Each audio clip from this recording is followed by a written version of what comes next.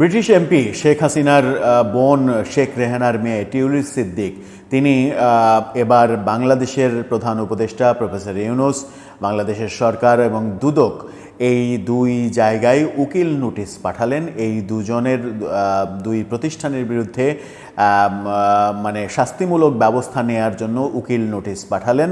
সেই উকিল নোটিশের বাস্তবতা কি বলছে, কি তিনি লিখলেন, কেন হঠাৎ করে বাংলাদেশ সরকারের প্রধান উপদেষ্টার বিরুদ্ধে উকিল নোটিশ পাঠানো হলো, কেন দুদকের বিরুদ্ধে উকিল নোটিশ পাঠানো হলো, তার বিরুদ্ধে দুদক এবং প্রধান উপদেষ্টা যে সকল কথা বলেছেন তাতে কি তিনি ক্ষিপ্ত, এমনটাই সেই চিঠিতে বলা হয়েছে।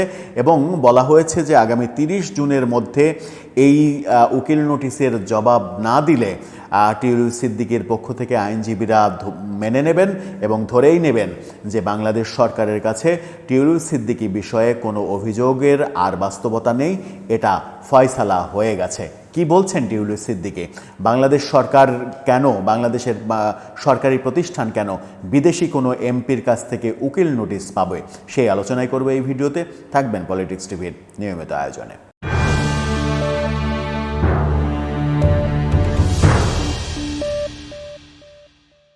দর্শক, পলিটিক্স টিভির নিয়মিত ভিডিওগুলো স্পন্সর করছে প্রজাপতি.টিভি, নতুন ওটিটি প্ল্যাটফর্ম। আপনারা চাইলে ইউটিউবে, ফেসবুকে, ইনস্টাগ্রামে, টিকটকে দেখে নিতে পারেন।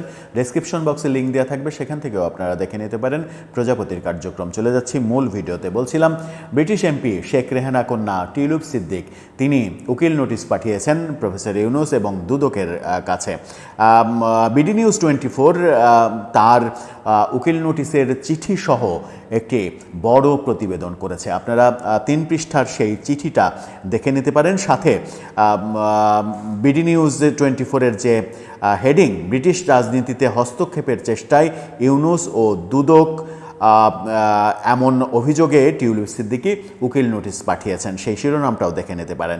সেখানে বলা হচ্ছে যে প্রধান উপদেষ্টা প্রফেসর ইউনূস ও দুর্নীতি দমন কমিশন দুদক ব্রিটিশ রাজনীতিতে হস্তক্ষেপের চেষ্টা করেছেন বলে অভিযোগ যুক্তরাজ্যের সাবেক প্রতিমন্ত্রী টিউলিপ সিদ্দিকের। সোমবার ইউনূস এবং দুদক বরাবর এক উকিল নোটিশে তিনি এমন কথা বলেছেন। তার সুনাম ক্ষুণ্ণ করাই তাদের উদ্দেশ্য, এমন অভিযোগ করেছেন। সেই সঙ্গে যুক্তরাজ্যের রাজনীতিতে হস্তক্ষেপ করা, বিশেষ করে তার নির্বাচনী এলাকা, তার রাজনৈতিক দল এবং দেশ সেবার কাজে বিঘ্ন ঘটাতে তারা এসব অভিযোগ তুলেছে, যা কোনোভাবেই গ্রহণযোগ্য নয়, এমন কথা বলা হয়েছে।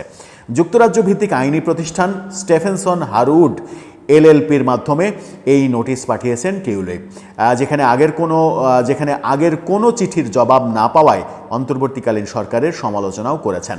এর আগে একাধিকবার চিঠি দিয়েও কোনো উত্তর পাননি টিউলিপ, এই কারণে সেই অভিযোগটাও এখানে দেয়া হয়েছে।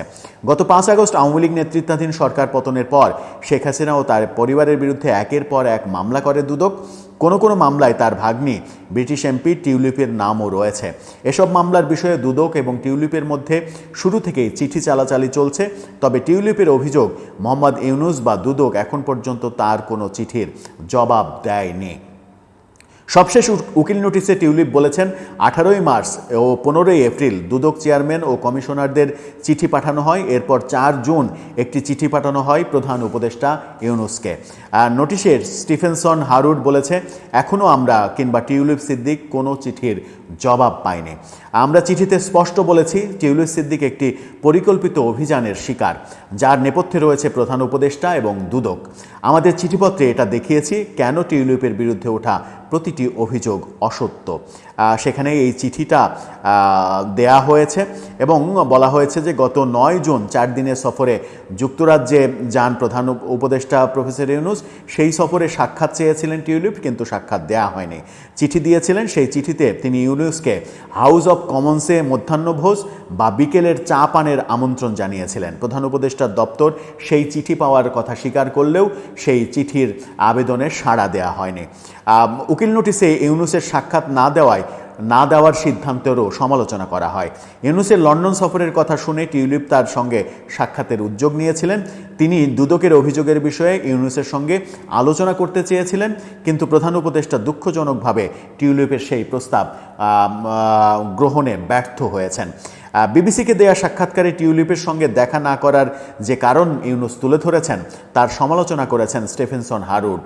নোটিশে বলা হয়, বিবিসি রেডিওর সাক্ষাৎকারে ইউনুসের কাছে সুনির্দিষ্ট দুটি বিষয় জানতে চাওয়া হয়েছিল। প্রথমত, ব্রিটিশ প্রধানমন্ত্রীর সাক্ষাৎ না পেয়ে তিনি হতাশ কিনা, দ্বিতীয়ত টিউলিপের সঙ্গে তিনি সাক্ষাৎ করেননি কেন। এই বিষয়ে প্রধান উপদেষ্টা অবাক করার মতো অবস্থান নিয়েছিলেন। তিনি সেদিন বলেছিলেন যে এটি একটি আইনি প্রক্রিয়া এবং তিনি সেটিতে হস্তক্ষেপ করতে চাননি। স্টেফেনসন হারুড মনে করে টিউলিপের সঙ্গে বসার প্রস্তাব প্রত্যাখ্যান করার দুটি কারণ থাকতে পারে। প্রথমত, টিউলিপের বিরুদ্ধে প্রধান উপদেষ্টা যেসব অভিযোগ তুলেছেন সেগুলো মিথ্যা। দ্বিতীয় কারণ তুলে ধরতে গিয়ে অধ্যাপক ইউনুসের একাধিক সাক্ষাৎকারে উদ্ধৃত করা হয়েছে যেগুলোতে তিনি টিউলিপের বিরুদ্ধে দুর্নীতির নানা অভিযোগ তুলেছিলেন। অর্থাৎ এখানে বলা হচ্ছে যে ব্যাপারটা আইনি, ব্যাপারটা দুদকের, ব্যাপারটা আদালতের। এভাবে টিউলিপের সঙ্গে সাক্ষাতের ব্যাপারটা এড়িয়ে গেলেও প্রফেসর ইউনুস একাধিক সাক্ষাৎকারে নিজে মুখে টিউলিপের বিরুদ্ধে নানা ধরনের অভিযোগ করেছেন। সুতরাং সেটা আর ব্যাপারটা দুদকের কিংবা ব্যাপারটা আদালতের এই পর্যায়ে থাকে না, ব্যাপারটা হয়ে যায় তার নিজের, যেহেতু অভিযোগটা তিনি নিজেই করছেন। এই কথা আইনজীবীদের পক্ষ থেকে, আইনি প্রতিষ্ঠান থেকে বলা হয়েছে উকিল নোটিশে আরও বলা হয়েছে, আমাদের প্রত্যাশা ছিল যুক্তরাজ্যের নির্বাচিত একজন জনপ্রতিনিধির বিরুদ্ধে অভিযোগ তোলার আগে প্রধান উপদেষ্টা সঠিকভাবে তথ্য যাচাই করবেন। তার এটাও মাথায় রাখা উচিত ছিল, দুদকের পক্ষ থেকে যখন তদন্ত চলছে বলে দাবি করা হচ্ছে তখন টিউলিপকে নিয়ে প্রকাশ্য সমালোচনা করাটা উচিত নয়। এমন আরও অনেক কথা বলা হয়েছে। মোদ্দা কথা যেটা বলা হয়েছে সেটা হচ্ছে টিউলিপের বিরুদ্ধে যে সকল অভিযোগ করা হয়েছে সেই অভিযোগগুলো মিথ্যা, যেগুলোর কোনো বাস্তবতা দুদক কিংবা সরকারের পক্ষ থেকে দেখাতে তারা ব্যর্থ হয়েছে। একাধিক চিঠির তাই তারা জবাব দেয়নি। প্রফেসর ইউনুস টিউলিপের সঙ্গে যুক্তরাজ্যে সফরে গিয়ে দেখা করেননি এবং এই চিঠির, এই উকিল নোটিশের জবাব যদি 30শে জুনের মধ্যে না দেয়া হয় তাহলে টিউলিপ সিদ্দিক ধরে নেবেন যে বাংলাদেশ সরকার এবং দুদকের টিউলিপ সিদ্দিক বিষয়ে আর কোনো ব্যাপার বাকি নেই, ব্যাপারটা সমাধান হয়ে গেছে। যেহেতু তারা কথা বলতে চাইছে না সেহেতু তাদের এই ব্যাপারে আর কোনো অভিযোগ নেই, এমনটা ধরে নেওয়া হবে। এই যে উকিল নোটিশ এবং বাংলাদেশের কোনো সরকার প্রধান এই প্রথম বোধহয় বিদেশি কারো কাছ থেকে উকিল নোটিশ পেলেন। এটা বাংলাদেশের জন্য চরম বিব্রতকর একটা ব্যাপার। সেই বিব্রতকর পরিস্থিতি এখন প্রফেসর ইউনুস কিংবা প্রফেসর ইউনুসের সরকার কিভাবে সামলাবে সেটাই এখন বড় বিষয়। আবার এই আলোচনাও হতে পারে টিউলিপ সিদ্দিক যেহেতু শেখ হাসিনার ভাগ্নি, সেহেতু প্রফেসর ইউনুস সরকারকে বিব্রত করার জন্যই এই ধরনের উকিল নোটিশ হয়তো পাঠিয়েছেন। যেটাই হোক, যদি টিউলিপ সিদ্দিক দোষী হয় তাহলে সেই দোষগুলো জনসম্মুখে নিয়ে আসা উচিত প্রমাণ সহকারে, আর যদি নির্দোষ হয় তাহলে স্পষ্ট বলে দেওয়া উচিত যে তদন্তে তার বিরুদ্ধে কিছু পাওয়া যায়নি। দর্শক, আপনার কি মনে হয় শেষ পর্যন্ত পরিস্থিতি কোন দিকে গড়াচ্ছে? আপনার মতামত জানিয়ে লিখতে পারেন আমাদের কমেন্ট বক্সে।